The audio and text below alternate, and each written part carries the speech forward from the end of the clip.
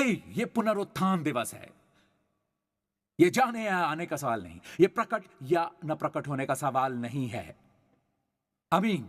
आपको आपको पता है यीशु ने जिलाया, यही हमारे लिए सुसमाचारों में दर्ज किया गया है। बाइबल में लिखा है यीशु ने बहुत सी चीजों की, बहुत से आश्चर्य कर्म किए। यदि वे सभी लिखे गए होते तो मुझे लगता है कि दुनिया की सभी पुस्तकों में वो सब समाहित नहीं हो सकता था जो उन्होंने कहा और किया। यूहन्ना में भी यही कहा गया है। यूहन्ना में लिखा है, मैं समझता हूं कि जो पुस्तकें लिखी जाती हैं वे जगत में भी न समाती। आमीन। लेकिन सुसमाचारों में जो हमारे लिए दर्ज है, हमारे यीशु द्वारा मृतकों को जीवित करने के 3 वृत्तांत हैं। मैंने पहले इसका संकेत दिया था। याईर की बेटी, उसके नाम का जिक्र किया गया है। जब यीशु ने उसे मुर्दों में से जिलाया तो वो 12 वर्ष की थी। और फिर नाइन नगर का एक नौजवान, विधवा का बेटा, और क्योंकि वो एक विधवा है, उसका पति मर चुका है, उसकी सारी उम्मीदें इस लड़के में सिमटी हुई हैं। हमें यह नहीं बताया गया कि उसकी उम्र कितनी है। नौजवान आदमी किशोर हो सकता है, और उसकी अभी अभी मौत हुई। तो याईर की बेटी, जिसकी उम्र 12 साल थी, और जब यीशु घर आ रहे थे, क्योंकि वो बीमार थी, जब यीशु रास्ते में थे, वो मर गई। तो हम जानते हैं कि वो अभी अभी मरी है। नाइन का वो नवयुवक, उन दिनों में वे लोगों को उसी दिन दफनाते थे जिस दिन उनकी मृत्यु होती थी। वे ऐसी चीजों में बहुत जल्दी करते, तो संभवतः वो घंटों पहले मर गया। राइट? याईर की बेटी से कुछ घंटे पहले मर गया। पर इसके कारण कुछ लोग कह सकते हैं कि यीशु ने मृतकों को नहीं जिलाया। राइट? असल में उन लोगों को बेहोशी का दौरा पड़ा था या ऐसा ही कुछ। यीशु ने बस उन्हें पुनर्जीवित किया।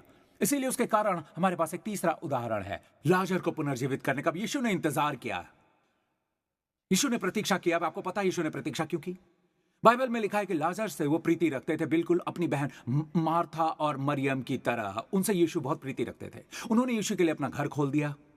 लाजर और उनकी बहनें यीशु का स्वागत करेंगी, और ये उसके घर से दूर एक घर के जैसा है। वो एक लंबी दूरी तय करके, यरूशलेम में वो इतना सहज नहीं थे, यानी धार्मिक केंद्र में। वो बेथनी में घर पर थे, जहां लाजर, मार्था और मरियम रहते थे।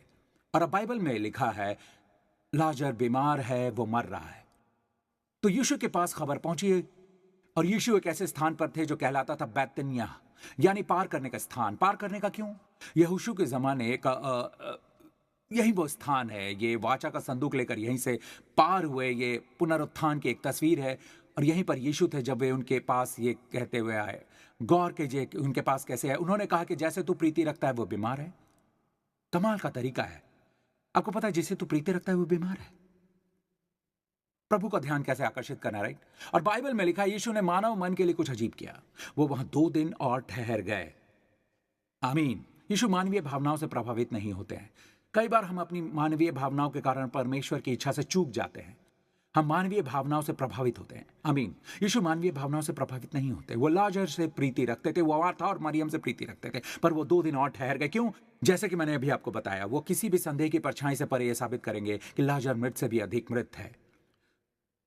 तो 4 दिन के बाद लाजर कितने दिनों से मरा हुआ है? 4 दिन से।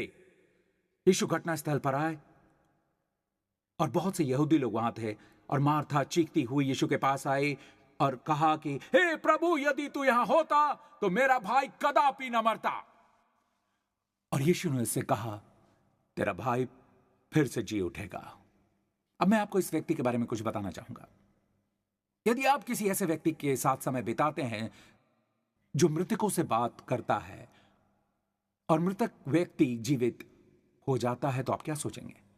और यदि आप इस आदमी को देखें तो हर बार जब ये मृतकों से बात करता है, वो तो मृतक जीवित हो जाते हैं। ये कोढ़ से बात करता है, कोढ़ गायब हो जाता है। ये शैतानों से बात करता है, उन्हें बाहर निकाल दिया जाता है। ये रोग और बीमारी से बात करता है, वे उनके सामने से भाग खड़े होते हैं। ये तूफान से बात करता है, और तूफान नतमस्तक हो जाता है, और वहां पूर्ण शांति हो जाती है। देखिए, ऑलराइट, वो ऊपर पहुंचाया गया हमारे पापों की वजह से, जिलाया गया हमारी धार्मिकता की वजह से। ओल्ड किंग जेम्स में लिखा है कि वो हमारे पापों की वजह से छुड़ाया गया, उसे दोबारा जिलाया गया हमारी धार्मिकता के लिए। तो वहां कुछ लोग हैं जो शिक्षा देते हैं कि कारण कि परमेश्वर ने यीशु को क्यों जिलाया, वो हमारी धार्मिकता के लिए था, हमें धर्मी ठहराने के लिए था। करेक्ट? बिना मतलब जैसे कि ये सुनाई देता है, ये हो सकता है के लिए, और ये हो सकता है के वजह से भी, उसकी वजह से। मैं बाद वाले पर विश्वास करता हूं। मैं आपको बताऊंगा कि क्यों, क्योंकि पूरा संदर्भ इसकी मांग करता है। अगर आप कहें कि परमेश्वर ने यीशु को मुर्दों में से जिलाया हमें धर्मी बनाने के लिए, इसका मतलब यह है कि आप कह रहे हैं यीशु का कार्य क्रूस पर काफी नहीं था, क्योंकि यीशु हमारे लिए पाप बन गए। कहां पर? क्रूस पर। और हम क्या बने? परमेश्वर की धार्मिकता। ये एक दैवीय अदला बदली थी। उसने हमारे पाप लिए, हम उनकी धार्मिकता लेते हैं। क्या मैंने सही कहा? आमीन। कहां? क्रूस पर।